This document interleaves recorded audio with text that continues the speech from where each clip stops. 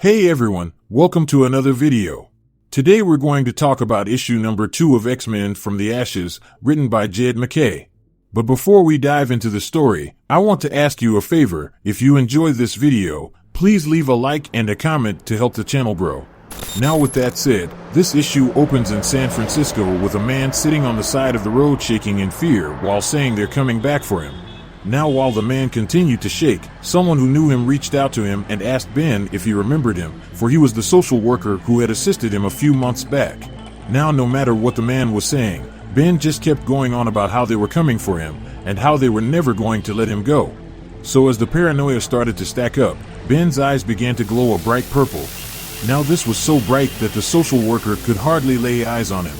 Now with that playing out, we then transition over to a shot of the Golden Gate Bridge with a swarm of alien ships flying overhead as the X-Men came flying in hot. And as they traveled, the X-Men sent a signal out to all frequencies stating this was Cyclops of the X-Men and they were broadcasting from the Marauder and they were there to help. So with their intention known, Quentin let out a laugh as he made fun of Cyclops, because the main reason why they traveled down there was not to help with the alien invasion, but really to help locate something more important to them. In fact, Cyclops said it best when he replied by saying, if he told them why they were really there, which was tracking an X-gene activation flare while an alien invasion was going on, then the people might jump to their own conclusion. Now following that, Scott went on to ask for Magic's status report, to which she replied by saying that while interfacing with the X-Drive feels weird, they have successfully been able to jump 3,000 miles. So overall she would count their jump as a win.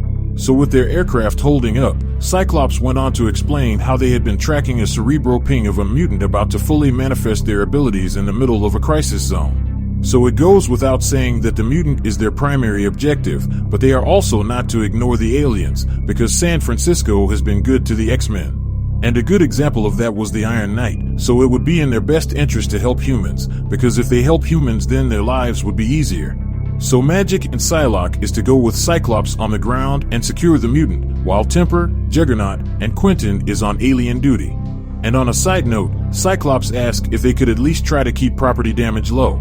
Now with their marching orders given, Magic teleported herself, Psylocke, and Cyclops to the ground below, and before they set off, Kid Omega verified their psychic comms was up and running.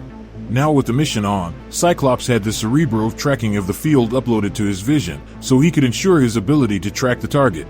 So with that going down, on the next page, we see Quentin on board the Marauder letting out a psychic barrage of energy towards the alien invasion.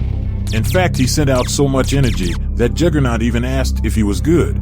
To which Quentin replied by saying his brain is fully interfaced with the Marauder's avionics. Now this meant Quentin was able to shoot mind bullets at aliens by integrating himself with the TK cannons.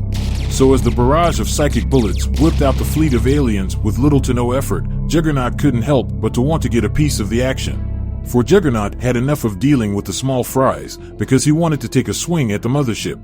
Now following that declaration, Quentin told Juggernaut to get into the mass driver. And after a brief conversation, Temper told Juggernaut to hurry and get ready for his big entrance. So as the mothership came into view, we transitioned over to the ground with Magic, Psylocke, and Cyclops ripping through their enemies, and as they were doing that, Cyclops couldn't help but to notice that this battle was extremely too easy. So with that said, Magic and the team continued to ravage their enemies, so as the alien forces started to diminish, Cyclops continued to say there has been contact with 2 different alien species that fit their physical description. And those aliens were the BRLL-NAZHHK and the Grey family, and these aliens that were attacking weren't either of them. Now this led Magic to execute an idea of her own, and told her teammates to just ask one to tell them what they are. Now with that idea on the table, Cyclops quickly tells them to wait, for brain-to-brain contact with an alien mind could be a dangerous idea. So with that said, Psylocke replied by saying, Quire may be the strongest telepath on the team, but her own mind is of a steel that Quire could never comprehend. So with no further words, Psylocke drove her blade into the head of the alien and stated she had no fear. Now with Psylocke entering the alien mind, we then jump back to the battle above, with Juggernaut entering the mass driver. And as he was trying to enter the driver, he stated that he always wanted to try this weapon since McCoy damaged it a while ago. Now once he was in, Temper asked Juggernaut if he was sure about this, to which he said his mind was made up and nothing was going to stop him from doing this. So with that said, the door sealed behind Kane, and within moments, Choir received word and was preparing to fire. So with everything now in place, Temper stated Kane should hang on, because if her power isn't interfaced properly with the Marauder, then there would be a high chance that he could become a flying fireball. Now if it was her, it would be okay, because she is equipped to handle it, but as for Juggernaut, that is still something to be seen.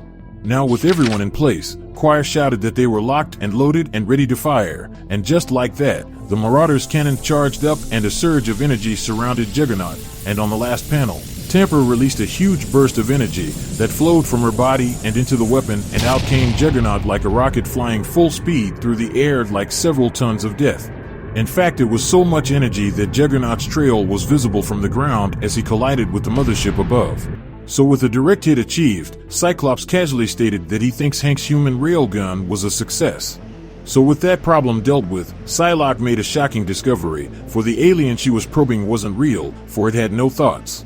Now this was something they didn't expect, for far above, the mothership and additional fighters started to disintegrate and fade away into smoke. Now with this situation going down, Cyclops realized that this isn't an alien invasion but rather their mutants doing, whether their mutant knew it or not, for the mutant created this whole thing. For their mutant in question was a reality warper, so with panic in Cyclops' heart, he told his team that they must secure their target and get out of there before anyone else could figure it out. So with a race against the clock on, Cyclops, Magic, and Psylocke ran into battle and completely leveled all the false aliens before Ben and the social worker. And the first thing he tells to Ben is not to be scared, for the X-Men and himself are there to help. Now to this, Ben asks Cyclops and his team if they are with the aliens, to which Psylocke states that they are not aliens, for they are on his side. Now this was something Ben couldn't understand, so to help ease Ben's mind, Cyclops went on to introduce himself and tell Ben that he is a mutant just like him. And as for the aliens and everything going on, it is all possible due to Ben's power. But luckily for Ben, Cyclops could help him understand and get control over it. Now this was something Ben didn't understand fully, because, like most people, Ben understood that he was too old to be a mutant. So with Ben's ability starting to activate again, Cyclops shouted for Ben to listen to his voice, because they were tracking the X-gene activation signature, for his power only manifested that day. And Cyclops admitted that he didn't know why it was happening now, but it was, so they had to get him out of there now. Now that was the last thing Ben wanted to hear, because he let out a massive blast, for he didn't want to go with them, he didn't want to go away on a spaceship. So with the blast pushing them back, Cyclops orders his team to communicate solely using psychic comms from this point forward. So with Ben being unstable, Cyclops approached him slowly and asked him to calm down. Now with that said, Ben went on to say that a flying saucer abducted him, and under a bright light, the aliens did things to him.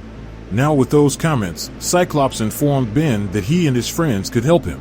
But unfortunately, they were too late, for Ben said he was never going back, and a giant pink explosion enveloped everything.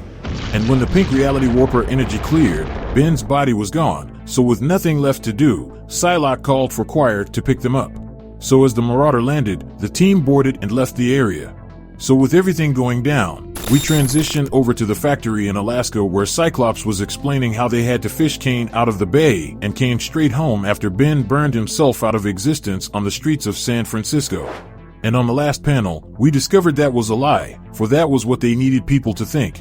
Because between Magic and Quentin, it was very convincing death, but now it's up to them to figure out what happened to him. So with that said, issue number 2 of X-Men came to an end. But anyway, down in the comment section below, let me know your thoughts about this issue and what predictions you could have moving forward.